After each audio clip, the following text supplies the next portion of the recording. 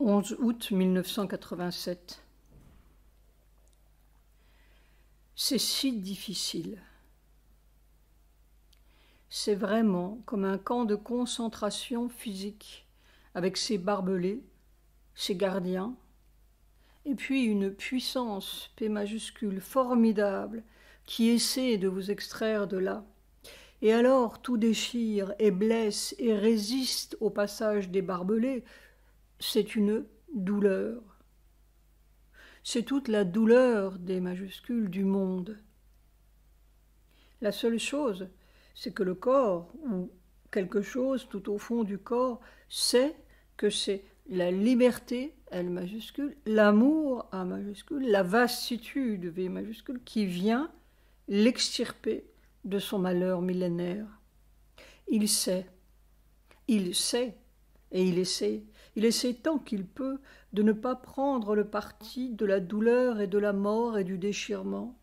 Il tend désespérément les bras de son être vers cette délivrance des majuscules, en dépit de tout ce qui résiste et blesse et aurait envie de crier. C'est difficile. C'est vraiment comme une lutte entre la mort et la délivrance, entre l'horreur, H majuscule, et l'amour, A majuscule.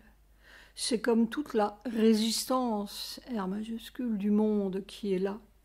Oh, si on pouvait faire un trou, en capitale, là-dedans, un trou pour toute la terre.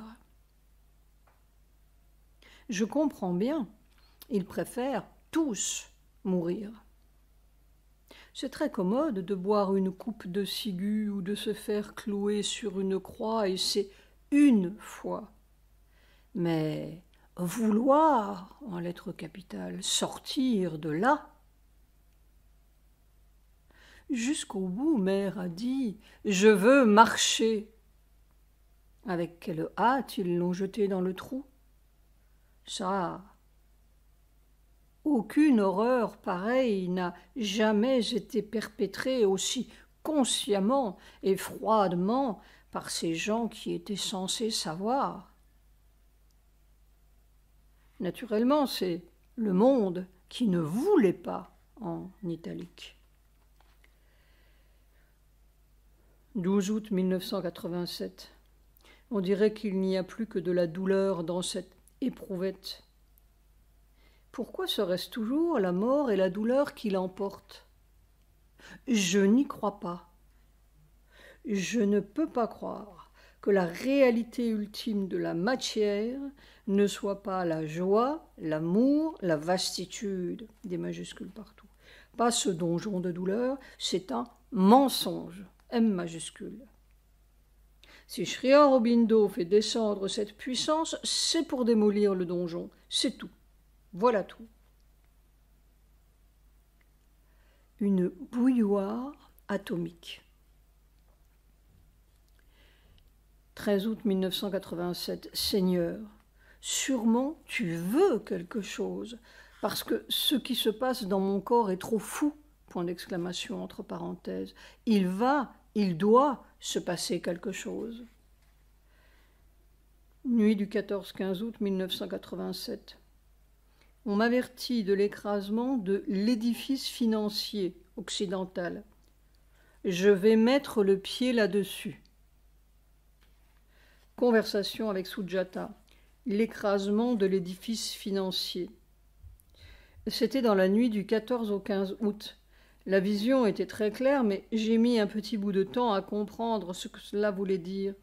Mais c'était d'une clarté, c'était très clair. Je me trouvais au sommet, tout en haut d'un grand immeuble, au dernier étage d'un grand immeuble. Tu sais, des grands immeubles comme il peut y avoir en Occident, enfin en Europe. Des skyscrapers, gratte-ciel. Non, un grand immeuble, c'est tout, à plusieurs étages. J'étais tout en haut, au dernier étage. Là, je ne sais pas exactement ce qui s'est passé à ce dernier étage, mais il y avait un grand danger, comme une menace d'explosion ou d'incendie ou quoi, je ne sais pas exactement. Alors, Je descendais à toute allure l'escalier de ce grand immeuble et à chaque étage, je sonnais pour... Il y avait une sonnette pour avertir les gens qui étaient dedans, pour les avertir qu'il y avait un danger. À chaque étage, je faisais ça. Je descendais un étage, j'appuyais sur le bouton. Personne ne répondait d'ailleurs, aucune porte ne s'ouvrait, personne ne répondait. Mais enfin, moi, à chaque étage, je sonnais pour avertir tout le monde qu'il y avait un danger. Et je suis arrivée en bas de cet immeuble.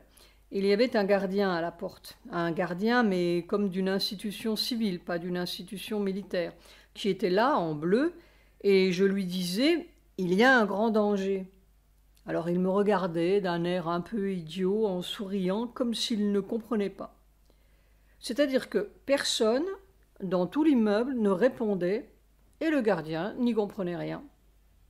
Et c'était un danger, un grand danger, réellement. Je te dis, je descendais à toute allure les marches. Je sonnais à chaque étage, n'est-ce pas? Personne, Sujata, pour avertir, alerter. Je suis sortie donc. Le gardien m'a souri d'un air un peu idiot, j'ai fait quelques pas, et tout à coup, je me retrouve devant Micheline. Je me trouve devant Micheline, et elle me regarde, et elle me dit d'un ton très particulier, ton très appuyé et tranquille, « Je vais mettre le pied là-dessus. » Et elle a écrasé par terre quelque chose avec son pied. C'est tout ce que j'ai vu. Alors, je me suis demandé après, mais qu'est-ce que c'est que cet immeuble? Et qu'est-ce que vient faire Micheline là-dedans? J'ai compris que Micheline devait représenter quelque chose, n'est-ce pas? En y pensant, il m'a paru évident qu'elle représentait les finances. Oh! Eh bien, n'est-ce pas, elle est fille de banquier. Oui. Et puis tout son argent, elle l'a donné à l'œuvre. Elle représente certainement quelque chose des finances. Alors, je me suis dit, et surtout alors le ton dont elle a dit « je vais mettre le pied là-dessus ». C'était absolument le ton de mère. Tu comprends? C'était le ton de mère. J'étais tout surpris. Je te dis exactement, c'est tout ce que j'ai vu. Alors après j'ai réfléchi, je me suis dit, Micheline doit représenter sûrement les finances, parce qu'elle représente quelque chose là-dedans. Pourquoi? Et donc cet immeuble où il y avait un grand danger, que je descendais à toute allure, ce doit être l'immeuble, l'édifice des finances occidentales. Sujata. Les banques en particulier. Eh bien, les finances, ce sont les banques, ma douce. Tes finances, ce sont les banques. Si tes banques sautent, il n'y a plus de finances, Sujata rit. J'ai compris que c'est ce que cela voulait dire. Un grand danger. Et puis tout d'un coup, Micheline qui se trouve là, Sujata, dans la rue, un peu après ce gardien imbécile qui n'y comprenait rien. Et ce ton qu'elle avait, je vais mettre le pied là-dessus. Et du bout de son pied, elle écrasait quelque chose. C'est très surprenant.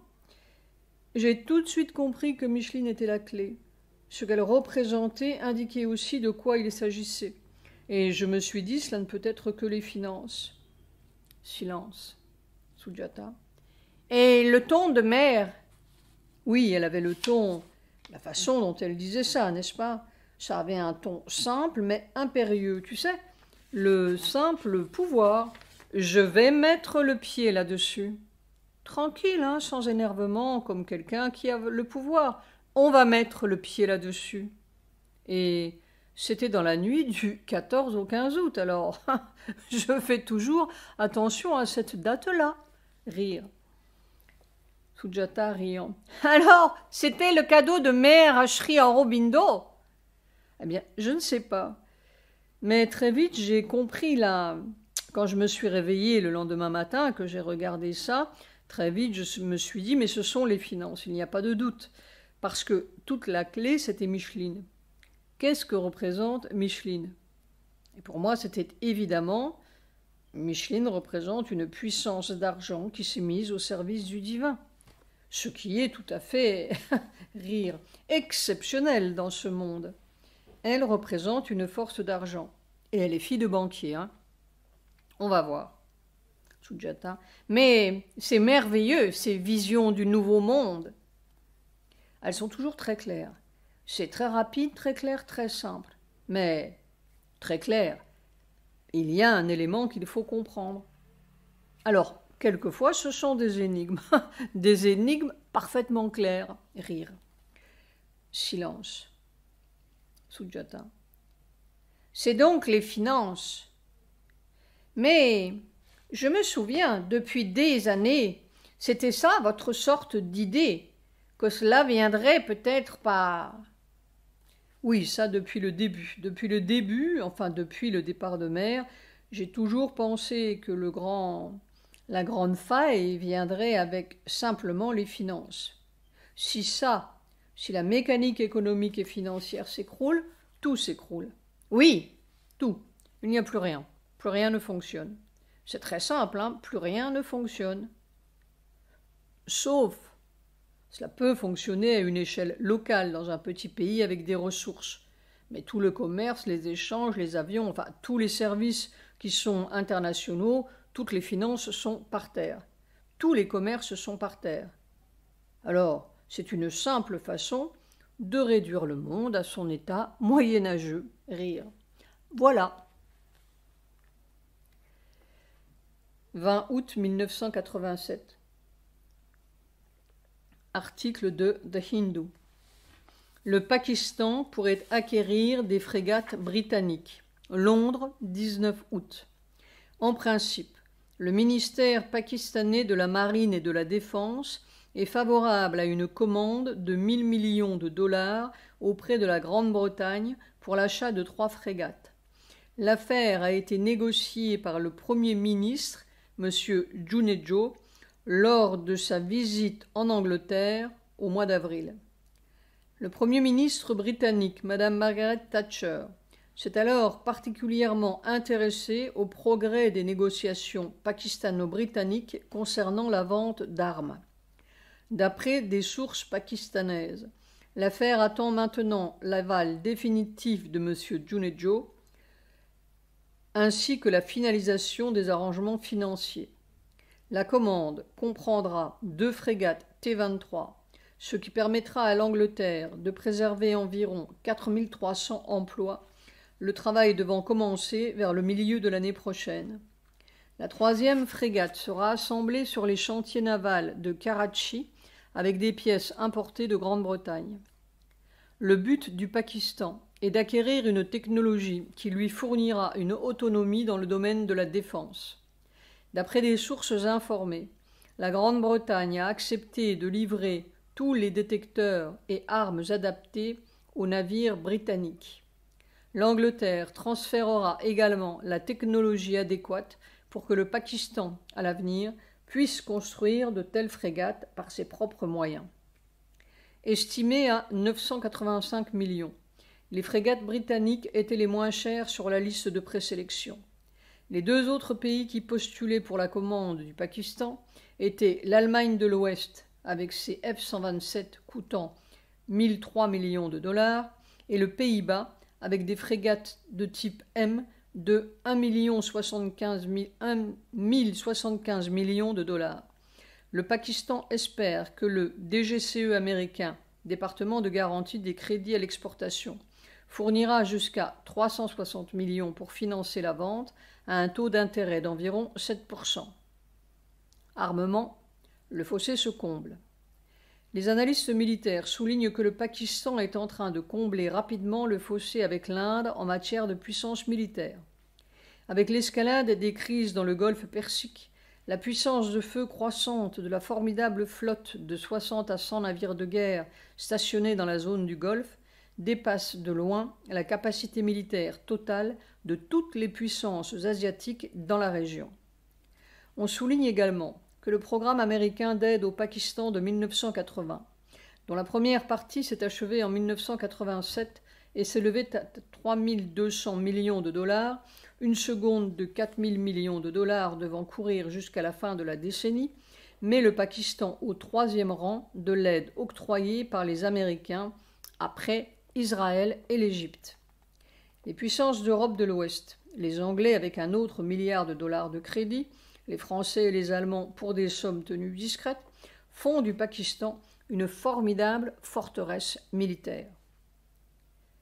L'aspect plutôt inquiétant que revêt ce changement rapide des facteurs militaires et géopolitiques dans la région a de quoi consterner les analystes militaires et les politiciens indiens. Les observateurs étrangers font remarquer que ces dernières années, l'armée pakistanaise a connu une expansion de grande envergure. Sa marine et son aviation ont considérablement augmenté leur puissance au fil des décennies depuis le dernier conflit militaire indo-pakistanais. Il est désormais évident que la modernisation et l'autonomie de la marine pakistanaise bénéficient d'une attention particulière.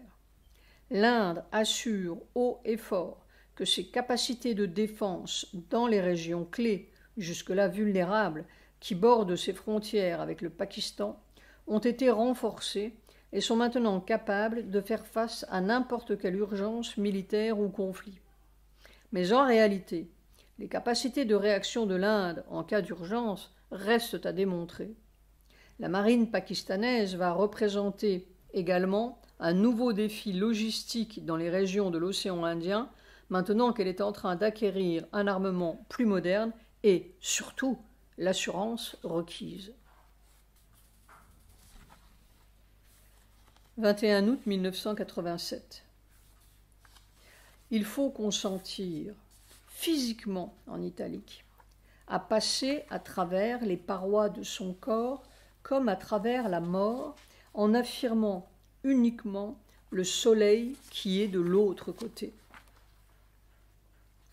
22 août 1987. Comme si on se désintégrait tout vivant. C'est au-delà de la douleur, au-delà de la mort, au-delà de la vie. Entre parenthèses, il faut qu'il n'y ait plus personne.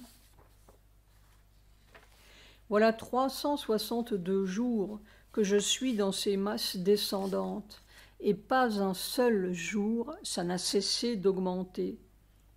Comment comprendre cela? Le corps est prêt à tout.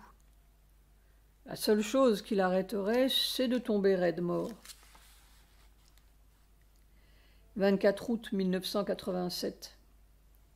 Cet étau de mort qui serre, et cette puissance formidable, cette réalité merveilleuse, R majuscule, M majuscule, on le sent, qui essaie de passer à travers cette étreinte de fer, F majuscule. C'est une lutte déchirante. Soit tout leur surhomme, entre guillemets, semble si ridicule avec leur pouvoir de voler, leur pouvoir de ceci et de cela. Mais simplement enlever cette couche de mort, sortir de ce malheur, M majuscule. Tous les pouvoirs, entre guillemets, de l'impuissance, I majuscule. Et le suprême va de porte en porte comme un mendiant. 25 août 1987. On pourrait pleurer de désespoir. Combien de temps le corps va-t-il pouvoir tenir? Je comprends bien maintenant ce que tu veux de mère, parce que tout est sur le point de casser. Dire qu'elle a traversé tout cela, et je n'y comprenais rien. En lettres majuscules. On ne peut pas imaginer ce que c'est. Entre parenthèses, j'attribuais les difficultés de mère au poison des disciples, mais le poison c'était en plus. 27 août 1987. Voilà le schéma. Le corps se met debout devant la photo de Sri Aurobindo sur la cheminée. Il s'offre à ça, entre parenthèses, C majuscule, totalement. Il offre cette misère, M majuscule, de la vieille évolution, cette douleur de la terre, pour que ça change. Instantanément, la puissance descend. Et alors, en l'espace de quelques secondes, commence une lutte abominable, terrible, vraiment. entre cette puissance qui descend de plus en plus, massivement, la résistance de cette paroi de fer, F majuscule, ce donjon de douleur, qui résiste à mort, et la douleur du corps, le supplice du corps, qui crie à la délivrance de toute cette misère, qui implore la réalité, la merveille, le quelque chose qu'il sait en capital si bon, si simple, si plein de soleil. Et ça continue, cette lutte déchirante, ce cri déchirant, ce fer inexorable et cette puissance qui broie et écrase. Pendant 1h20 ce matin, un supplice comme au point de la mort, au bout de tout ce qu'on peut. Et on ne sait plus comment continuer. Et le corps ne peut pas accepter la mort, parce que, alors, le problème ne serait pas résolu. On ne peut pas, en italique, s'enfuir. On ne peut pas se laisser tomber.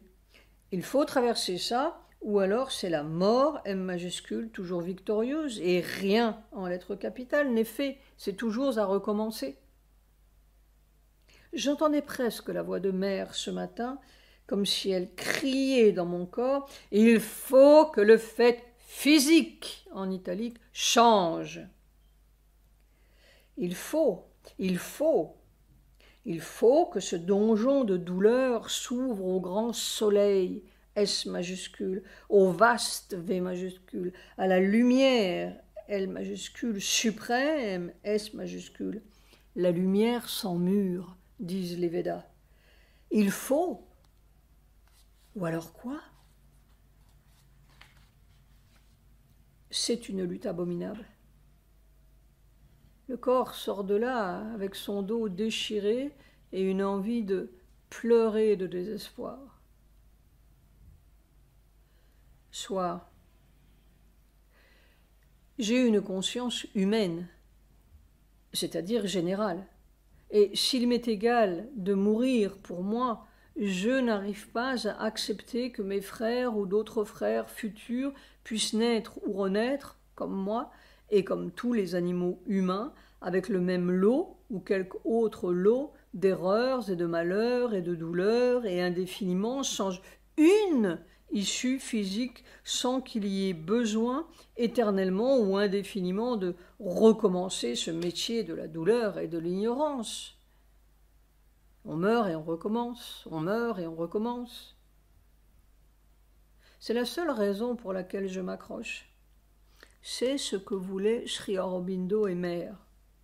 Une issue physique pour l'espèce.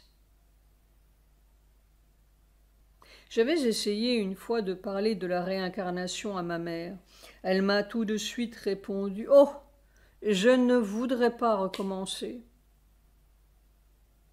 Je la comprends. Mais si ce n'est pas elle, ce sont ses petites filles qui recommenceront.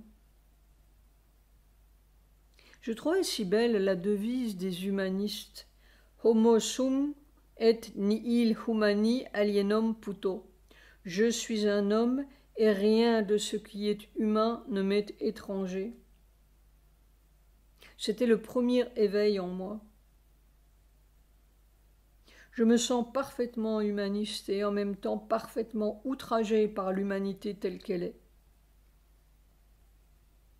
Pour moi, l'expérience des camps, ce n'était pas l'horreur des autres, c'était une blessure irréparable dans ma propre humanité. J'avais toute, en italique, la faute. Alors, je n'ai eu de cesse d'aller au fond de tout ça et de trouver la sortie du camp.